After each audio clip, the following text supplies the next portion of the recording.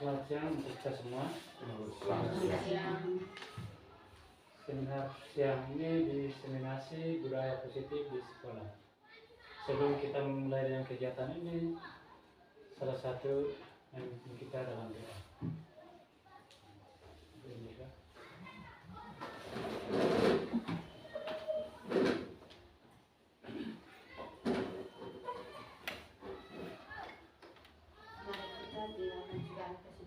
Untuk memulai kegiatan kita pada siang hari ini dengan doa. Dalam nama Bapa dan Putra dan Roh Kudus. Amin. Puji dan syukur kami haturkan pada Tuhan Bapa atas segala penyertaan bagi kami sehingga pada kesempatan ini kami dapat berkumpul di ruangan ini dalam keadaan sehat dan selamat. Di saat ini kami akan mengikuti kegiatan diseminasi budaya positif di sekolah. Semoga kegiatan kami pada hari ini dapat berjalan dengan lancar dan segala yang kami diskusikan hari ini dapat bermanfaat bagi sekolah kami. Dan semua doa ini kami satukan dalam perantaraan Kristus Tuhan kami. Amin. Dalam nama Bapa dan Putra dan Roh Kudus. Amin. Terima kasih guru yang telah mendoa. Cara selanjutnya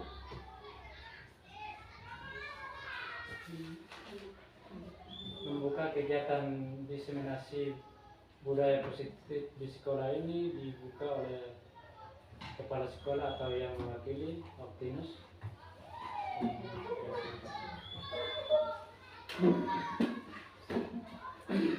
Terima kasih atas waktu dan kesempatan yang diberikan, yang seharusnya pimpinan satuan kerja yang harus ini, namun karena beliau mendapat tugas keluar, maka saya diberi waktu untuk membawakan sesuatu kata dalam kaitan dengan kegiatan hari ini yang akan kita ikuti.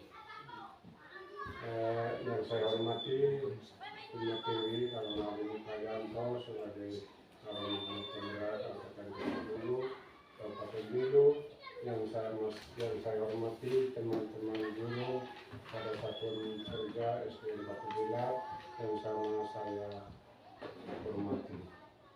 Pertama-tama mari kita panjatkan puji dan syukur dari Tuhan yang Maha Kuasa, karena pada kesempatan hari ini kita diberi waktu untuk mengikuti kegiatan aksi nyata diseminasi budaya positif di sekolah kita SD Negeri Batu Bilar.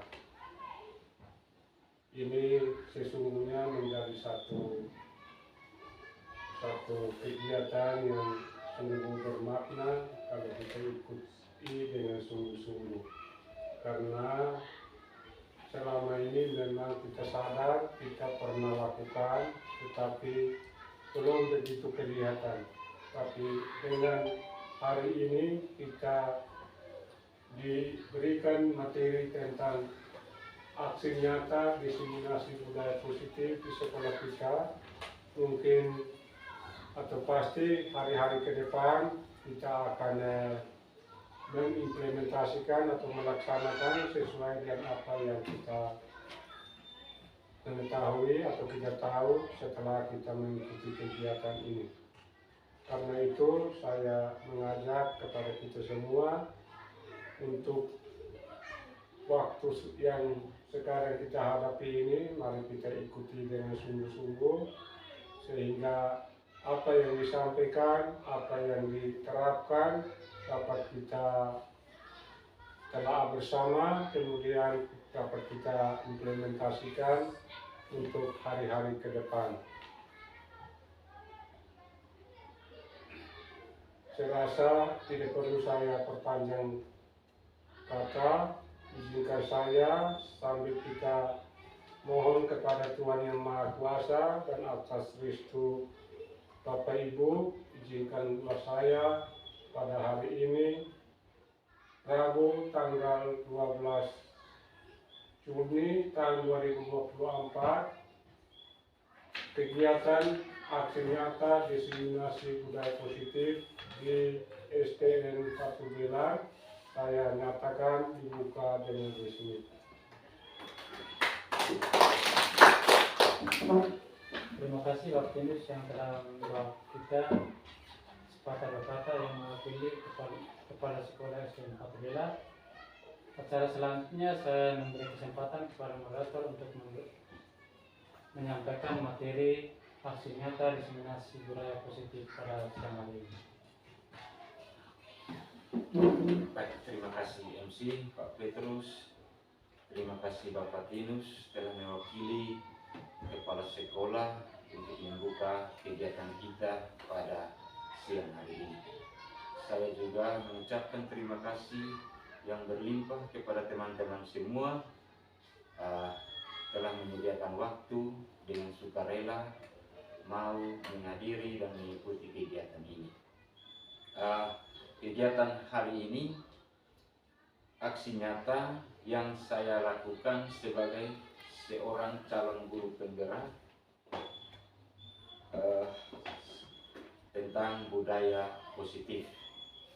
Jadi apa yang kami pelajari di program pendidikan guru penggerak kami harus imbaskan ke teman-teman semua, terutama di sekolah. Jadi hari ini kita akan bicara tentang budaya positif di sekolah. Langsung saja Bapak Ibu,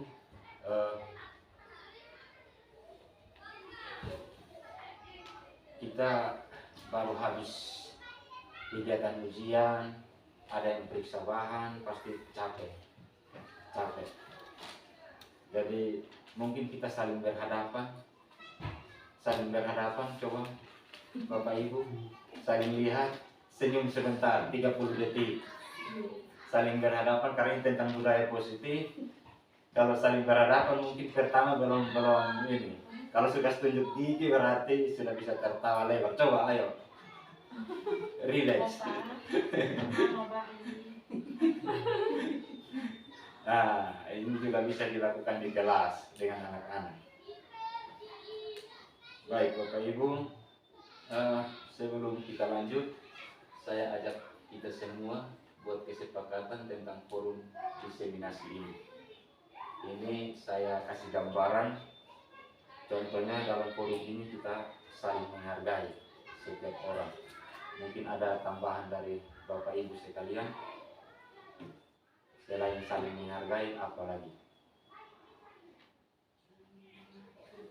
Saling mendengarkan, saling berbagi. Mungkin itu cukup ya. Oke. Satu, yang lain bicara, yang lain mendengarkan. Oke, terima kasih. Jadi hari ini kita akan bicara tentang disiplin positif, kemudian motivasi perilaku manusia, keyakinan sekolah atau kelas, kebutuhan dasar manusia, posisi kontrol restitusi, dan segitiga restitusi. Nah, kalau tentang disiplin positif, saya yakin Bapak Ibu sudah dengar. Ya. Kira-kira apa itu disiplin positif? Ada yang bisa kasih gambaran tentang apa itu disiplin positif? Mungkin Ibu Emika, Pak Petrus, Bapak Abel. Disiplin positif. Tentu ini kita sudah buat. Ya. Ini kita sudah buat sebenarnya di sekolah. Sebagai guru kita sudah terapkan yang namanya disiplin positif. Ya. Salah satunya misalkan kita mengajar anak-anak. Itu salah satu kita sudah terapkan disiplin. Kita mengajar anak-anak dengan menyenangkan, itu kita sudah terapkan yang namanya disiplin positif. Kita masuk kelas tepat waktu, itu kita sudah terapkan yang namanya disiplin positif. Jadi Di sini Bapak Ibu saya rangkum, disiplin positif merupakan suatu cara penerapan disiplin yang mengajarkan anak bertanggung jawab dan menumbuhkan kesadaran diri berdasarkan nilai-nilai kebajikan. Jadi yang kita fokuskan pada anak, bukan pada kita guru. Yang sekarang kita sebagai guru, kita mau menuntun anak-anak untuk bagaimana dia bisa bertanggung jawab untuk menumbuhkan kesadaran di dalam diri melalui nilai-nilai kebajikan. Nilai-nilai kebajikan ini banyak.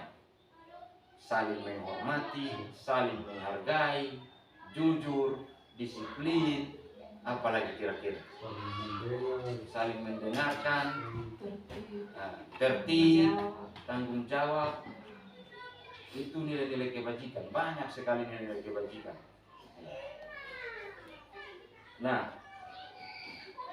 disiplin positif ini lebih ke arah disiplin diri, yang dapat mengontrol diri dalam melakukan segala tindakan. Jadi maksudnya kita menerapkan disiplin positif kepada anak itu supaya anak bisa mengontrol dirinya sendiri, bukan kita guru yang kontrol dia. Tetapi dia bisa mengontrol dirinya sendiri ketika melakukan kesalahan. Dia sudah mampu untuk mengontrol dirinya, jangan kita lagi.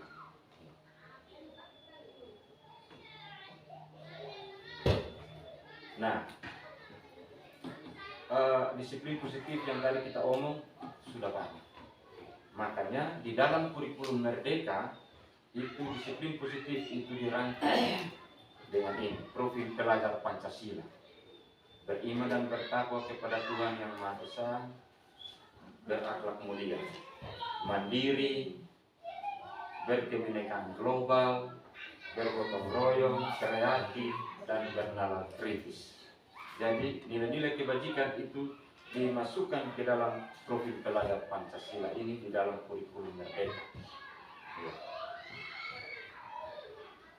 Kemudian tentang motivasi perilaku manusia. Kira-kira motivasi itu apa?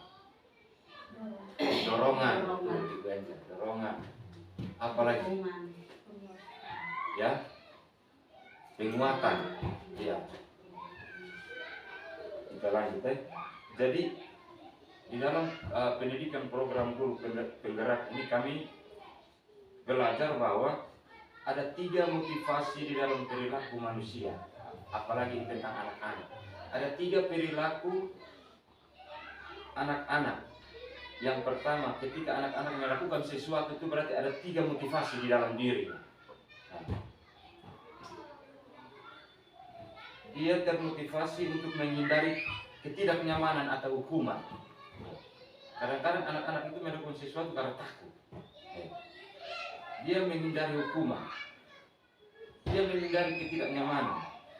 Kemudian untuk mendapatkan imbalan atau penghargaan dari orang lain. Anak-anak itu kadang-kadang dia ingin melakukan sesuatu untuk dipuji, untuk dipuji.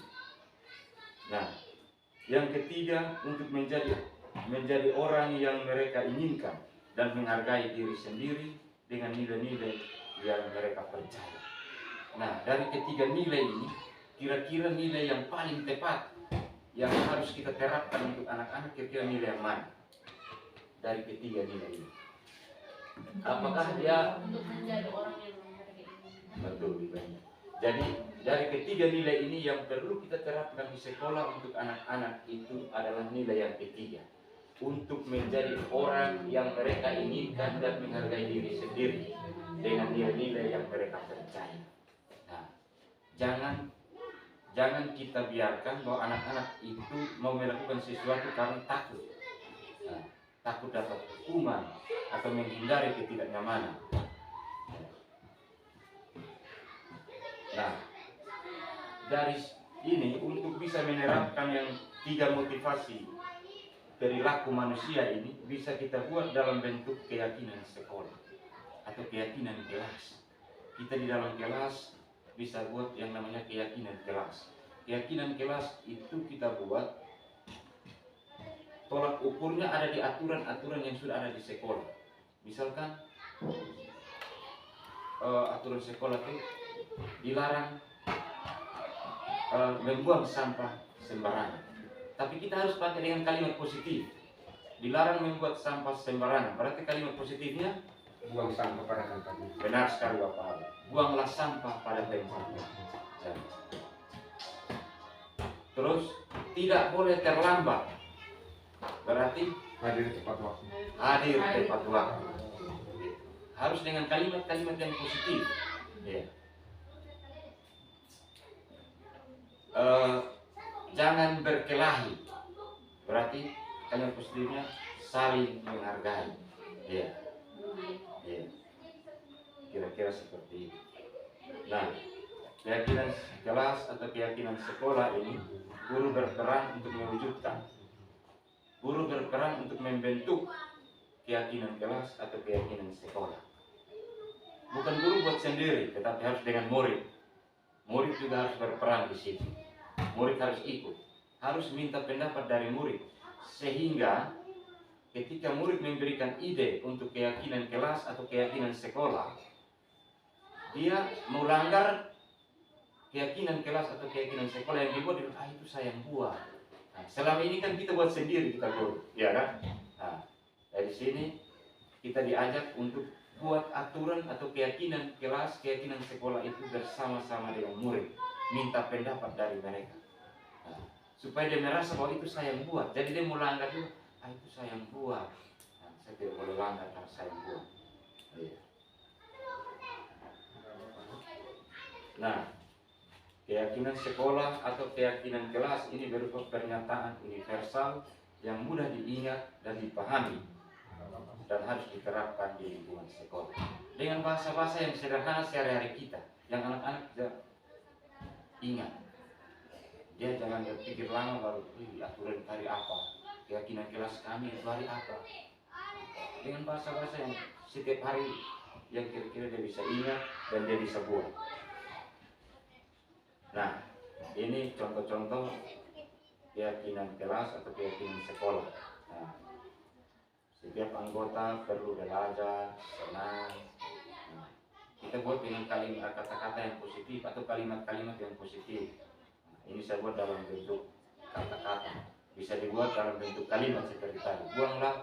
Jangan buang sampah sembarangan. Berarti kalimat positifnya buanglah sampah pada tempatnya. Nah, jangan makan di dalam kelas. Nah, berarti kalimat positifnya makanlah di luar kelas pada saat jam istirahat. Jangan tidur saat pelajaran. Berarti harus mengikuti pelajaran dengan tertib. Ikutlah pelajaran dengan tertib. Mesti kalimat-kalimat yang positif. Jangan, karena selama ini kan kita buat tuh seolah-olah menakutkan anak-anak. Ya. Waktu istirahat kita tidak usah. Kebutuhan dasar manusia. Kira-kira menurut Ibu Ani, kebutuhan dasar apa yang Ibu Ani perlukan? Ibu Emi, Ibu Filo, Ibu Angel, Pak Petrus, Bapak Tinus. Kebutuhan dasar sebagai seorang guru, sebagai seorang manusia, apa kira-kira? Misalkan saya butuh perhatian. Nah, butuh dukungan. Ibu Angel bilang butuh dukungan. Benar sekali itu. Ya. Kalau menurut Ibu Emi, butuh kerjasama. Itu luar biasa itu. Ya. Ya. Terus apa lagi? Nah, butuh pengalaman. Nah, butuh ada yang memberikan motivasi, ya, kasih dukungan, dorongan, semangat. Ya, kira-kira seperti itu. Nah, semua pikiran kita sekarang, apa yang kita lakukan di sekolah itu terfokus, tertuju pada murid. Nah, ketika seorang murid melakukan suatu perbuatan yang bertentangan dengan nilai-nilai kebajikan yang tadi awal kita omong, atau melanggar peraturan yang kita sudah buat, yang tadi keyakinan kelas, hal itu sebenarnya itu karena mereka gagal memenuhi kebutuhan dasar mereka. Jadi ketika anak-anak melakukan kesalahan, biasanya kan kita langsung kenapa kau begitu? Kau tidak boleh begitu, kau tidak itu salah. Jadi kita ini seolah menghukum anak ini dengan kata-kata. Ya. Kita membuat anak-anak ini rasa bersalah. Nah sebenarnya kita belum tahu alasan apa dia buat kesalahan itu. Dari sini kita harus lebih fokus ke ini. Nah, kebutuhan dasar manusia itu dia ingin bertahan hidup. Jadi anak-anak buat sesuatu di sekolah, buat kesalahan, pasti ada alasan. Dia ingin bertahan hidup, kasih sayang dan rasa diterima. Penguasaan, kebebasan, kesenangan. Mungkin anak-anak buat sesuatu karena dia ingin bebas, dia ingin rasa diterima, ada penguasaan, dia ingin seperti diakui di kalangan teman-temannya bahwa dia ini yang paling hebat begitu. Atau dia butuh kesenangan, dia butuh diperhatikan, dia ingin diterima di depan teman-temannya. Dia butuh perhatian dari orang lain, dia butuh perhatian dari kita guru, dari teman-teman dia sendiri. Nah, ini ada contoh kasus, tapi ini kasusnya tidak sama dengan kita. Kasus ini beda. Mungkin kalau kita di sini kasus itu anak-anak berkelahi paling banyak, ya. Anak-anak bertengkar, anak-anak suka saling mengganggu. Nah, kalau kita lihat tadi motivasi perilaku manusia, berarti kalau anak-anak berkelahi misalkan, berarti dia punya motivasi apa? Mungkin dia marah saat itu, atau dia spontan. Dia marah secara spontan, langsung berkelahi. Kalau di sini dia rampas teman punya makanan. Di sini ceritanya dia rampas teman punya makanan. Ada masalah, murid yang satu rampas dia punya teman punya makanan. Nah, di sini motivasinya apa? Mungkin dia sedang lapar. Dia tidak bawa bekal, dia tidak bawa uang jajan. Nah, mungkin dia merasa senang, temannya jadi perhatian dia.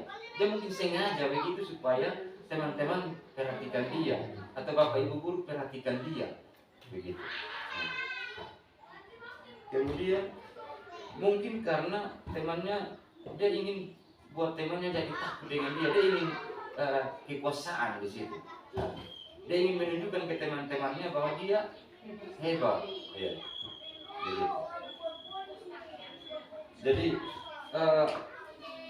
atau yang terakhir, karena dia merasa bosan. Dia merasa bosan, tiap hari saya punya orang tua makasih saya begini-begini, saya ingin yang lain. Nah, di situ ada nilai kebebasan di situ. Dia ingin bebas. Ya. Dia butuh kesenangan. Mungkin dengan itu dia rasa nyaman. Nah, kemudian kita masuk di dalam posisi kontrol restitusi. Nah, kalau kita hadapi masalah, kita hadapi anak-anak buat masalah, biasanya kan kita langsung itu langsung marah-marah kan. Kenapa kau buat begini? Kenapa kau pukul dia? Tidak boleh begitu. Langsung kita dengan kata-kata yang langsung membuat anak itu mentalnya jadi down. Akhirnya dia bisa berpeluang untuk membohongi kita. Ya. Karena dengan cara-cara itu kita sudah menanamkan anak-anak sebenarnya dia kan sudah mulai takut. Jadi dia mau jujur sudah tidak bisa. Dia punya peluang besar untuk bohong kita. Jadi tanpa kita sadari, kita mengajarkan anak-anak untuk menipu. Karena kita langsung menekan dia, tidak memberikan dia kesempatan dulu. Nah, kita harus menggunakan 5 posisi kontrol ini. 5 posisi kontrol restitusi. Karena saya buat dalam video, saya kirim di grup cara kita menangani anak dalam masalah. Jadi ada 5 posisi kontrol sebagai guru. Guru itu sebagai penghukum. anak buat salah, belum tanya alasan apa, kok dulu, marah dulu. Guru sebagai pembuat rasa bersalah. Pembuat rasa bersalah itu bagaimana? Kau tidak boleh begitu, kau buat begitu kan, itu tidak benar. Jadi anak jadi rasa bersalah. Guru sebagai teman, kadang kan kita mengajak anak-anak juga bercerita, ya, kau seharusnya tidak boleh buat begitu. Kau tidak ingat bapak ibu kan? Misalnya gitu. Kau tidak ingat pak kan? Kau tidak boleh. Itu kan kita bertindak sebagai teman. Guru sebagai manajer. Kalau sebagai manajer kita kebanyakan bertanya, alasan apa? Oh, kenapa kau buat begitu? Alasannya apa? Dia kenapa baru buat begitu? Dari 5 posisi kontrol restitusi ini, Bapak Ibu Guru lebih memilih yang mana? Yang sebagai penghukum, atau pembuat rasa bersalah, atau sebagai teman, atau sebagai pemantau, atau sebagai manajer? Sebagai teman. Sebagai teman. Yang lain? Pak Petrus lebih memilih sebagai apa? Sebagai manajer. Iya. Seharusnya kita bertindak sebagai manajer. Kita memberikan dia pertanyaan-pertanyaan dulu, baru kita, dan itu pun kita tidak bisa menghukum dia. Kita harus buat dia sadar. Kita berupaya untuk dia dari kesalahan yang dia lakukan, dia cari solusi sendiri untuk perbaiki. Bukan kita yang carikan dia solusi, dia sendiri yang cari solusi untuk memperbaiki kesalahan itu. Jadi kita sebaiknya bertindak sebagai manajer. Ya. Nah, di sini. Kalau kita bertindak sebagai penghukum, kita lihat di tabelan kedua. Guru akan berkata, kalau kamu tidak melakukan, awas ya. Misalnya hati-hati ya, kalau kamu tidak buat, hati-hati. Biasanya begitu. Kan itu sudah menghukum, ya. Kamu kalau kita membuat rasa bersalah, kamu seharusnya sudah tahu. Kamu sudah tahu, tapi kenapa masih buat? Kan begitu. Nah, kalau kita bertindak sebagai apa di sana? Teman. Kau harus buat yang baik toh. Biasakan kita begitu. Tidak ingat ibu kah? Tidak ingat teman kah? Biasakan kita begitu. Kalau kita sebagai pemantau, kita ikut aturan melulu, aturan sekolah yang diturut. Kalau kita sebagai manajer, kita akan buat anak itu, walaupun kita tahu bahwa dia salah, tetapi kita tidak langsung memvonis, tetapi kita dengan pertanyaan-pertanyaan.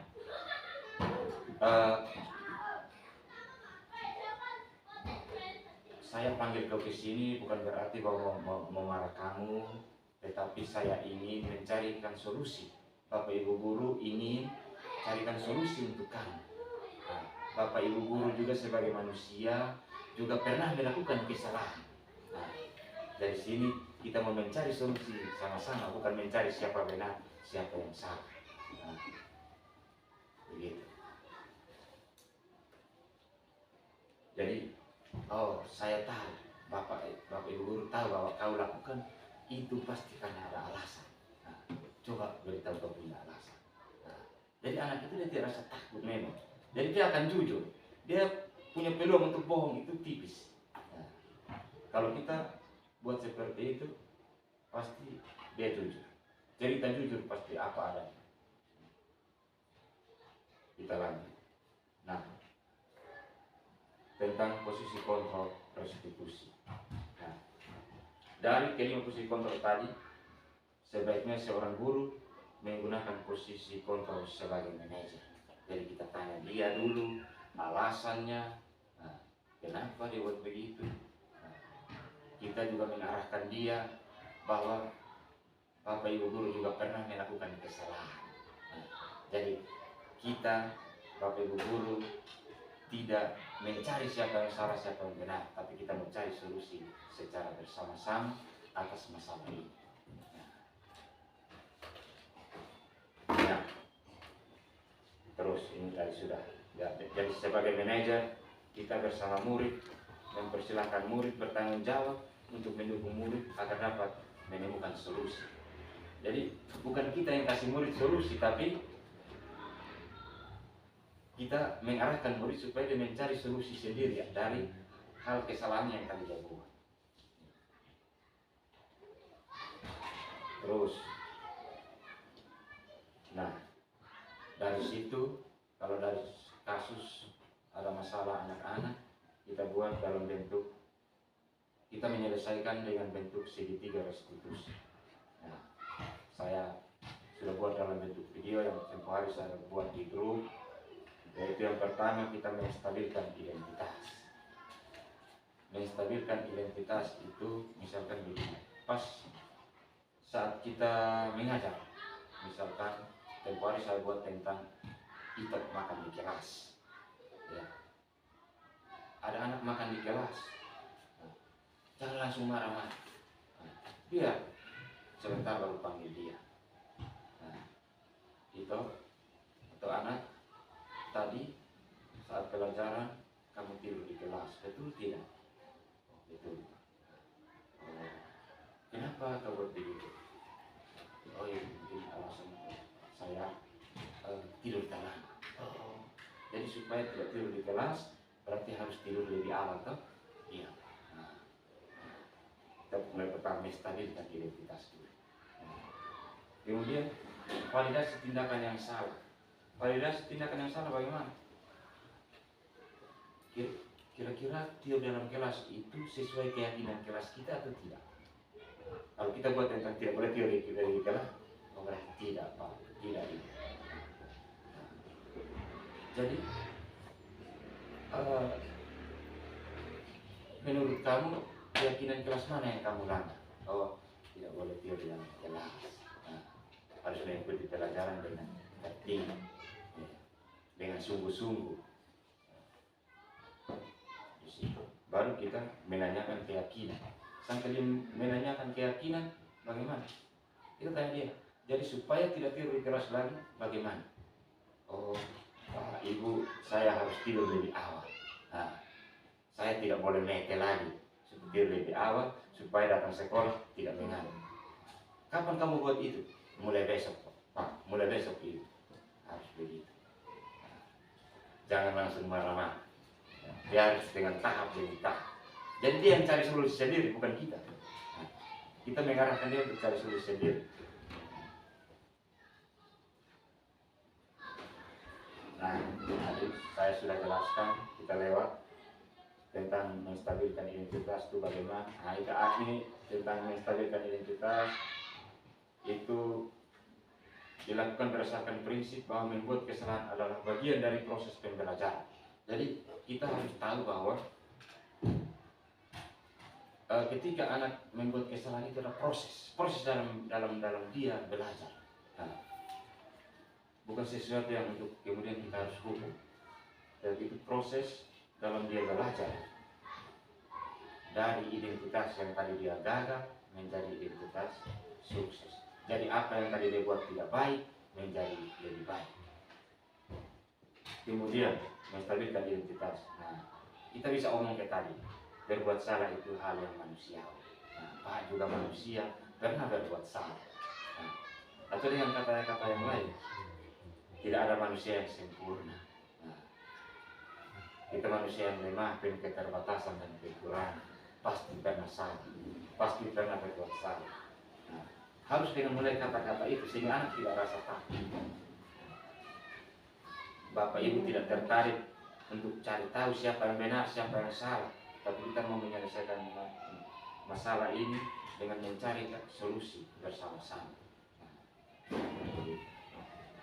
Kemudian validasi tindakan yang salah berdasarkan prinsip positif perilaku memiliki suatu kebutuhan tertentu. Dia buat kesalahan seperti itu pasti karena ada alasan. Nah, ada hal yang di dalam dirinya tidak beres. Jadi kita harus dorong dia, tuntun dia untuk bisa perbaiki itu. Tapi dia yang cari solusi, bukan kita. Anak itu yang sendiri cari solusi dengan cara-cara kita guru. Anak itu sendiri menemukan solusi. Jadi supaya tidak tidur di kelas lagi, apa yang harus kau buat? Oh, saya harus tidur lebih awal, Pak, supaya datang sekolah tidak mengantuk lagi. Kapan kau buat itu? Mulai besok. Validasi tindakan yang salah. Nah, kita tadi kamu pasti punya alasan mengapa kamu buat itu. Contohnya dia ada murid yang berkelahi. Nah, pasti kau punya alasan kau berkelahi dengan dia. Apa yang penting bagi kamu? Kalau di dalam masalah yang lain kita bisa pakai kalimat yang berbeda. Kamu boleh tetap berusaha menjaga sikap itu, tetapi harus menambah sikap yang lain, sikap yang baru. Maukah kamu bicara? Maukah kamu belajar cara lain untuk mendapatkan yang kamu butuhkan tanpa harus memukul? Misalkan, pasti dibilang mau. Caranya bagaimana? Minta, jangan rampas, jangan pakai kasar-kasar.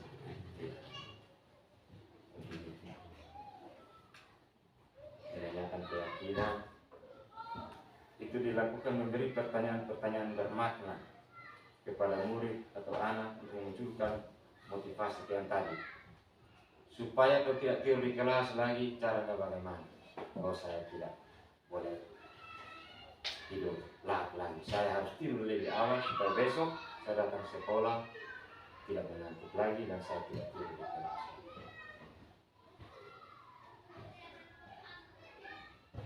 Nah, kalau ini ada contoh-contoh kalimatnya. Apa nilai yang kita percaya di sekolah? Nah, misalkan disiplin, pasti dia jawab. Nilai-nilai yang kita sepakati melalui keyakinan kelas yang kita sudah buat. Kamu ingin jadi anak seperti apa? Pasti dia bilang, saya ingin jadi anak pintar, saya ingin jadi anak yang berguna. Terus sampai terakhir. Nah, jadi seorang guru yang baik harus memiliki kemampuan untuk mewujudkan budaya positif di sekolah. Budaya positif tersebut dapat dilakukan dengan menerapkan konsep-konsep seperti ini. 1, 2, 3, sampai 6 yang tadi kita mulai dari awal. Disiplin positif yang tadi sudah dijelaskan sampai terakhir ketiga restitusi. Nah, jadi sampai di sini. Terima kasih. Mungkin ada pertanyaan dari teman-teman. Saya batasi cukup 2 pertanyaan. Bapak Abel mungkin ada? Pas. Iya. Jadi Bapak Ibu, untuk melakukan keyakinan kelas, di setiap kelas bisa buat. Misalnya, ibu bilang, saya guru mata pelajaran dong, nanti sudah buat ini keyakinan kelas, saya bisa membuat apa? Tidak. Keyakinan kelas itu dibuat bersama-sama. Misalkan, ataukah sudah terlanjur buat duluan, Ibu Emi atau Bapak Abel sebagai guru mata pelajaran, kamu punya keyakinan kelas ini harus saya tambah sesuai dengan satu mata pelajaran PKN, sesuai dengan satu pelajaran matematika, harus tambah ini, harus tambah ini. Begitu. Bukan berarti bahwa guru kelas saja yang bisa buat keyakinan kelas itu, tetapi guru mata pelajaran bisa datang, kemana kamu keyakinan kelas, saya mau lihat. Supaya pas dengan PKN, tambah ini. Nah, tambah ini. Supaya pas dengan matematika, harus tambah ini. Nah, misalkan agama wajib datang bawa apa? Kitab suci. Nah, tambah dengan kalimat-kalimat yang positif. PKN misalkan ada apa begitu, ditambah. Nah, matematika mungkin misalkan datang wajib bawa sampoa misalkan. Nah, ditambah di situ di keyakinan kelas masing-masing. Jadi bukan hanya wali kelas atau guru kelas yang buat, tetapi bisa dibuat secara bersama-sama. Nah, kalau guru kelas membuat, komunikasi, kolaborasi supaya apa yang dibuat di dalam kelas itu langsung sama-sama minum. Begitu ya. Dari cukup, tidak masih ada, mungkin ada yang ingin tanya tentang ini. Ya, nanti dalam waktu berjalan kita bisa saling kolaborasi, bisa tentu apa yang kita inginkan ini untuk memajukan sekolah kita. Ya, kita ingin merubah segala sesuatu yang tadinya kita kasar-kasar, kita mau yang baik-baik. Karena apa? Kasar sekarang, dulu saya pernah dengar ibu bilang apa? Di ujung rotan ada terang sembunyi, bahaya. Jadi kita dengan cara yang lebih halus, dengan cara yang lebih halus, tanpa menyakiti anak dengan kata-kata, tanpa menyakiti anak dengan tingkah laku, tindakan, dengan fisik, tanpa merusak anak punya mental karena dengan nada keras kita. Oi, kenapa tidak? Jadi demikian Bapak Ibu. Terima kasih banyak atas perhatiannya. Selamat siang untuk kita semua. Saya kembalikan dari MC. Oke, baik, terima kasih atas materi yang diberikan Pak Yanto pada siang hari ini. Mungkin kita tutup dengan doa penutup. Saya minta ibu kita untuk memimpin kita doa penutup.